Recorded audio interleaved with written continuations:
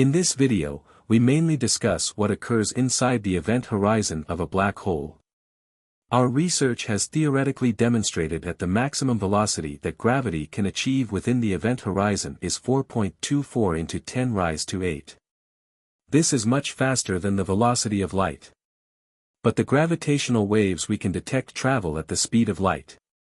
Let's explore how this happens in this video. First, let's examine how gravity reaches its maximum speed inside the event horizon. We know that the escape velocity at the Schwarzschild radius equals the speed of light. All our knowledge so far ends at this point. We don't know what happens inside the Schwarzschild radius. Let's explore what happens inside the Schwarzschild radius using mathematics. This will greatly aid in understanding quantum gravity, a field we have been investigating for a long time. What we will do here is theoretically examine four familiar objects. Since these four objects represent different masses, the same concept applies to any other mass. Theoretically, we can determine the radius of any object in its smallest possible state. We cannot shrink anything further than that.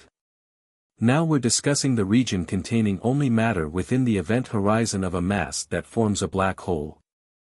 This is a region where gravity is most turbulent due to the extreme compression of spacetime. Since we can determine the radius of matter when it shrinks to its smallest state, we can calculate the escape velocity at its surface. So let's jump into the mathematical structure. First, we can use the Planck mass for comparative studies. It is the smallest mass we know of. Here Planck mass is 2.176 into 10 raised to minus 8 kilograms. Now we can calculate the Schwarzschild radius of Planck mass. We know that the equation to calculate the Schwarzschild radius is 2gm divided by c squared. When we calculate the Schwarzschild radius of the Planck mass according to this equation, we get the answer as 3.22724978 into 10 raised to minus 35 meters. We can already understand that the Schwarzschild radius of the Planck mass is approximately twice the Planck length. The radius of an object at its smallest size will be almost half of its Schwarzschild radius. So, if you know the Schwarzschild radius of a black hole, you can easily determine the radius or volume of the mass inside it. We can calculate the Planck length as the radius of the Planck mass. Now, let's examine the escape velocity at the Planck length. The reason the Planck length is used here is explained on my website or in the books I have written. The equation to calculate escape velocity is square root of 2gm divided by r. If we replace r with the Planck length in this equation, we get the answer as 4.24 into 10 raised to 8 meters per second. The escape velocity at the event horizon will always be the speed of light. The distance from the surface of the Planck mass to the event horizon is approximately equal to the Planck length.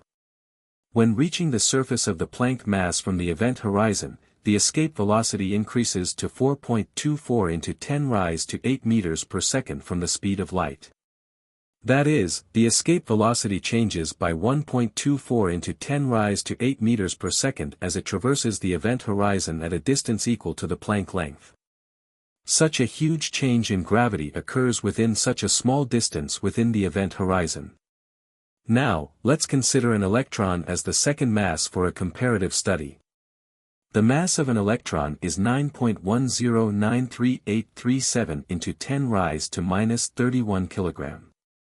The Schwarzschild radius of an electron with this mass is 1.35102282 into 10 raised to minus 57 meters.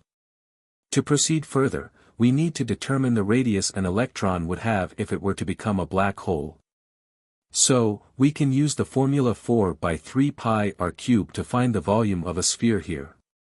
But we know that objects have different masses. Adding each unit of Planck mass will correspondingly add a proportional amount of spacetime to the system. To elucidate the nature of larger objects, their mass must be compared to the Planck mass.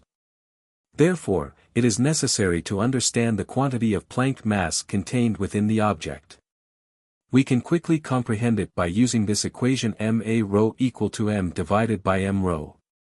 Here ma ρ represents the ratio of Planck mass within the object, m represents the actual mass of the object, and m ρ represents the Planck mass. Ma ρ is variable according to the mass of the object. We can further extend the above-mentioned equation to describe objects containing more than one Planck mass and find the volume of the object. Now the equation to find the volume of a sphere looks like this: 4 by 3 pi into ma ρ L ρ the whole cube. Here, L ρ represents the Planck length and ma ρ L ρ is the radius of that object. This is because adding each unit of Planck mass to a system increases its radius by the corresponding Planck length. We already know the Schwarzschild radius 2 gm divided by c square. This radius ma ρ L ρ will be the actual radius of any mass if it shrinks to its minimum. So, with this equation, we can find the actual radius of any mass. Now we can use the equation ma ρ L ρ to calculate the actual radius of an electron if it were a black hole. We are going to obtain a value similar to 6.672 into 10 raised to minus 58 meters. Surprisingly, we can find that this value is almost half of the Schwarzschild radius of an electron, 1.35102282 meters. If we calculate the escape velocity at this radius, we will obtain a value equal to the escape velocity of the Planck mass, which is equal to 4.24 into 10 raised to 8 meters per second. If we look closely, we can see that the gravitational force undergoes large changes within about 6.67902282 meters of the event horizon. So far we have examined the behavior of two microscopic particles. Now let's take our own Earth as an example.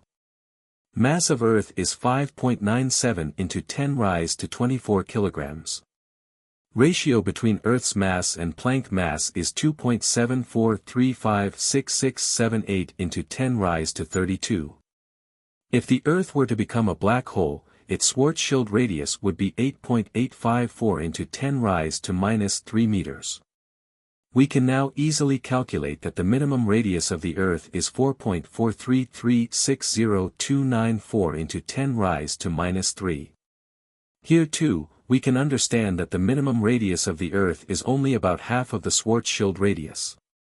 The escape velocity at the Earth's minimum radius is equal to the mass of the electron and the Planck mass, which is 4.24 into 10 raised to 24.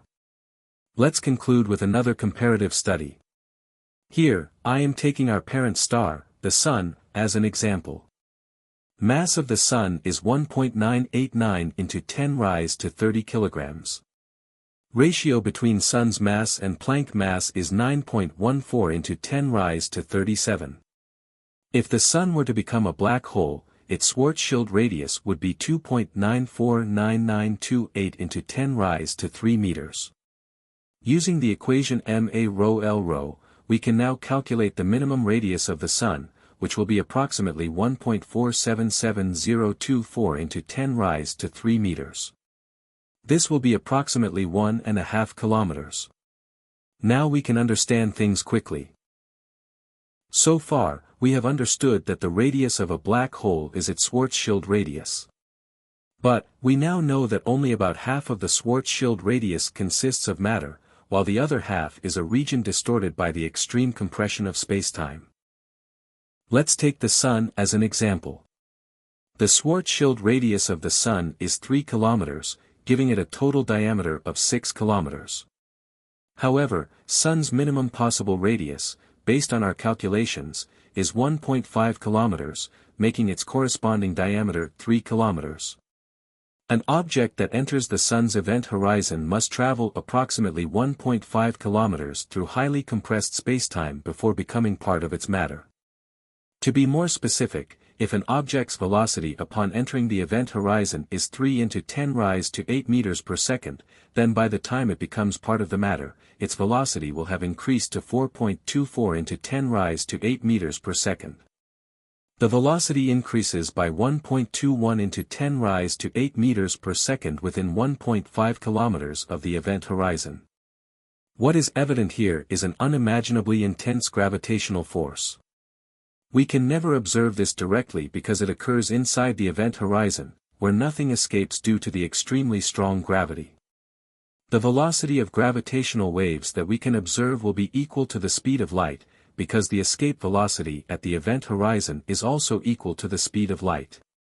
Even when two black holes merge, we can only observe the events that occur outside the event horizon. Closing due to time constraints. If you are interested in learning more about this topic, you can visit our website www.aquillone.com. Otherwise, our book explains this in more detail.